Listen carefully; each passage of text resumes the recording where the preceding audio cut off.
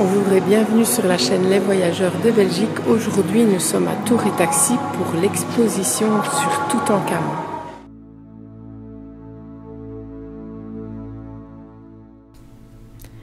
Quand l'Égypte a été à son apogée, c'était le pays le plus puissant.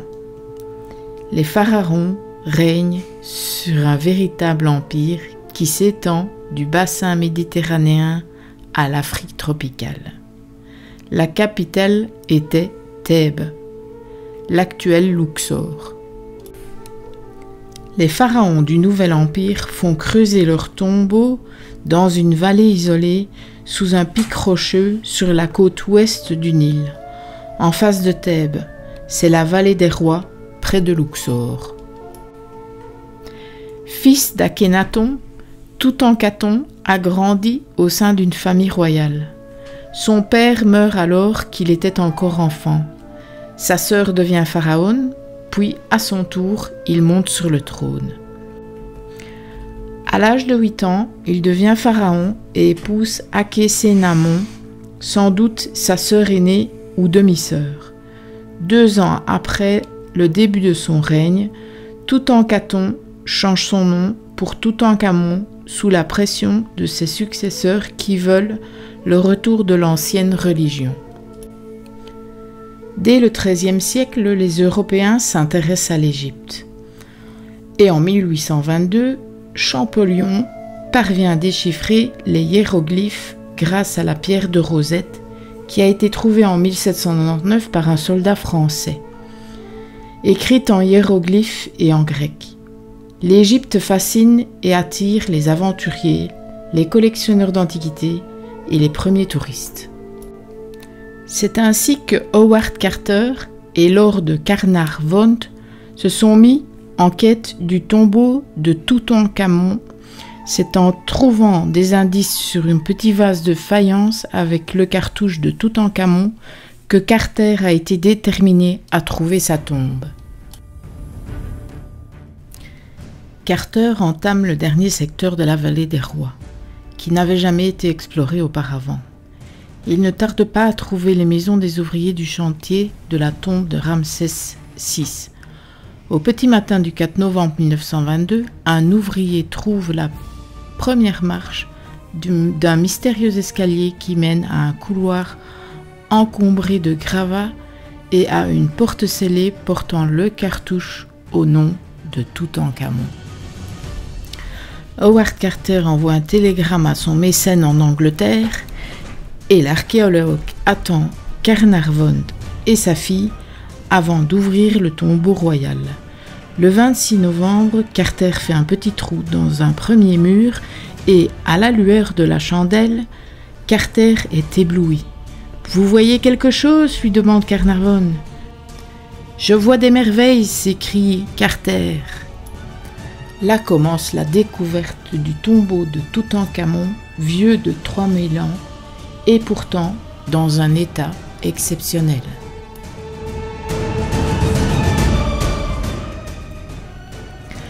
Malgré 2 pillages à l'époque de l'Antiquité, plus de 5398 objets ont été retrouvés dans la tombe.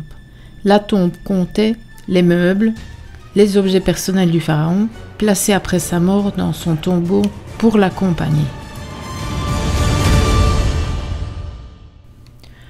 Le dieu chacal. L'impressionnant chacal noir et doré est couché sur un coffre doré. Les oreilles dressées, il porte un ruban en or et monte la garde en silence. C'est Anubis, le dieu funéraire de l'Égypte antique. Il est le gardien des portes du royaume des morts, maître des nécropoles et protecteur des embaumeurs. Dans la chambre funéraire, une grande chapelle en bois de cèdre doré occupait entièrement la pièce. Que contenait-elle ? Carter ouvre ses portes et trouve 3 autres chapelles, emboîtées les unes dans les autres, qui protégeaient le sarcophage. Dans celui-ci, il trouve 3 cercueils somptueux, dont un en or massif. La momie s'y trouvait portant un masque d'or pur.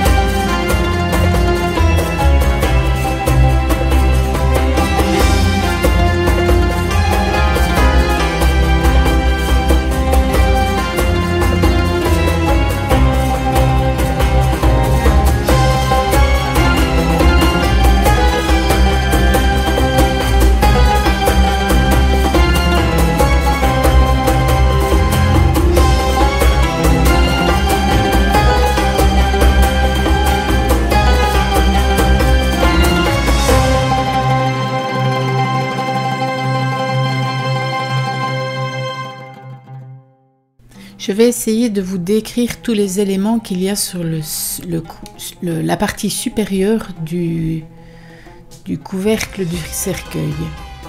Alors, ici sur le dessus, on voit Euraeus, le cobra femelle avec la tête de vautour à côté. Sur les côtés, le Némès, c'est une coiffe en tissu rayé avec les pans des côtés qui symbolisent les ailes de la déesse vautour. La barbe postiche, qui est le symbole de la divinité. Le fléau, le symbole de protection et de fécondité, outil agricole qui sert à battre les céréales, faisant référence au symbole du pharaon qui est le père nourricier du peuple. Et la crosse, le symbole du gouvernement, et qui viendrait de la houlette du berger.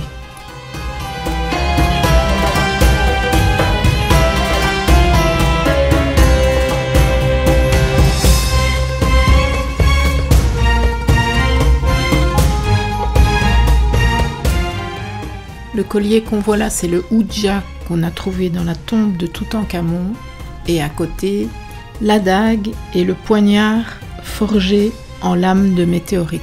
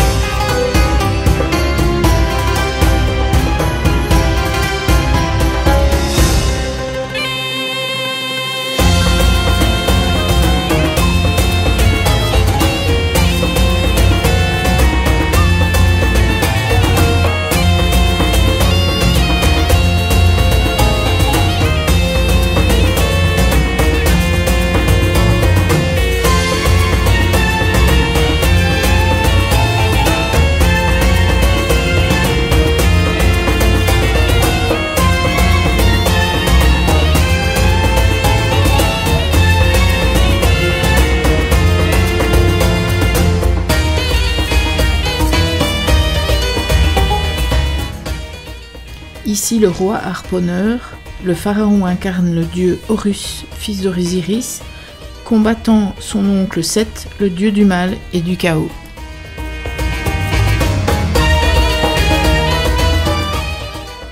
Ici, la déesse guerrière Sekhmet qui guide et conseille les pharaons au combat.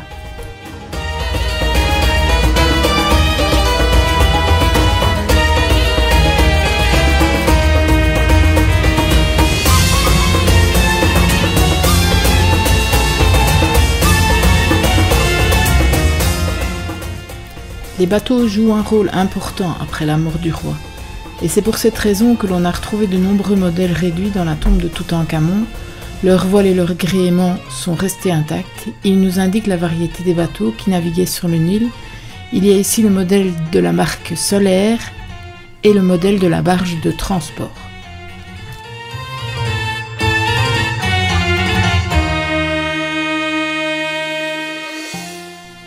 Carter trouva dans un mini-cercueil un pendentif en or et une mèche de cheveux de la grand-mère de Toutankhamon, la reine Tiye, souvenir précieux pour l'enfant roi orphelin. Voici un coffre en calcite translucide, albâtre égyptien, qui contient les viscères du roi, le foie, les poumons, l'estomac, les intestins. Les organes embaumés sont disposés dans des cercueils miniatures momiformes. Chaque organe était placé dans un vase cylindrique appelé vase canopé qui était disposé dans un coffre. Ce lit fait partie des 3 grands lits funéraires trouvés dans la tombe. Ils sont au motif animalier. Il y en a un en tête de lionne, un à tête d'hippopotame et un à tête de vache. Ils sont utilisés pour le rite funéraire, puis mis dans la tombe. Vous pouvez apercevoir les 3 lits au début de cette vidéo.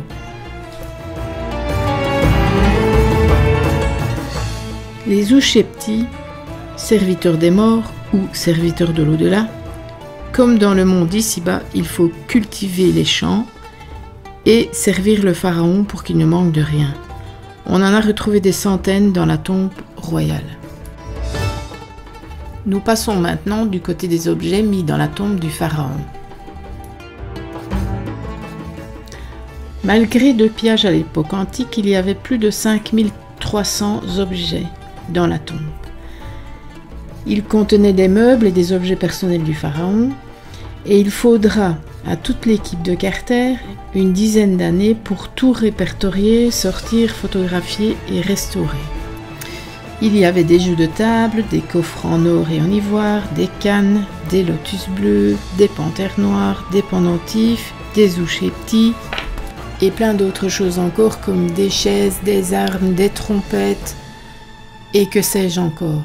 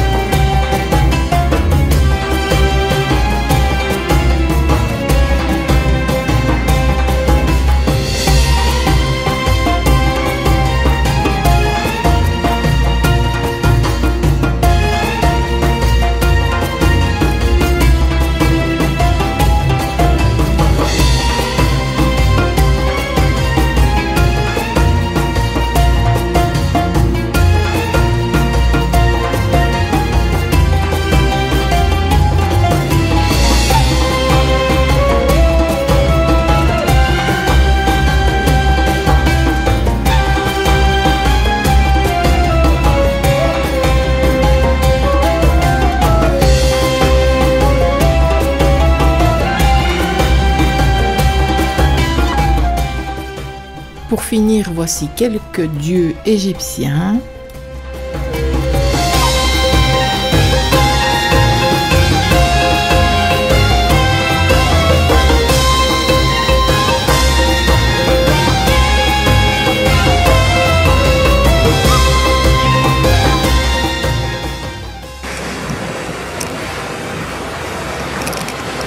Alors une petite réaction à chaud pour moi. C'était une très belle exposition. Si vous aimez l'Égypte, ça ne peut que vous combler. Il y a en dernier, on n'a pas su filmer évidemment, mais des casques de réalité virtuelle qui sont très bien faits. Et je ne sais pas ce que tu en penses, toi. Une réaction chaude. T'as aimé? Oui. T'as aimé? Celui qui aime en fait, pour moi, celui qui aime l'Égypte, il ne peut être que complet parce que ça montre vraiment les trésors de l'Égypte. C'est ce que moi, c'est ce que j'en ressens, donc je le cache à toi. Mais celui qui aime l'Égypte, il peut franchement y aller. Franchement. Et si vous devez venir ici à Bruxelles, venez plutôt l'après-midi que le matin, parce qu'il y a beaucoup moins de monde l'après-midi que le matin. C'est un petit tips des voyageurs de Belgique. Donc voilà, sur ce, n'oubliez pas de vous abonner, de nous laisser un petit pouce bleu, un petit commentaire, partager éventuellement pour aider la chaîne à grandir et nous donner encore envie de plus en plus à parcourir des musées ou faire des road trips. Dites-nous en commentaire ce que vous aimez le mieux, les road trips, les musées. Dites-nous. À bientôt.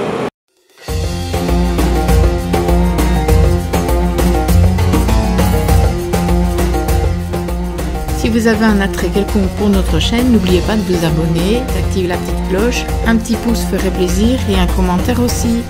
Merci et à très bientôt.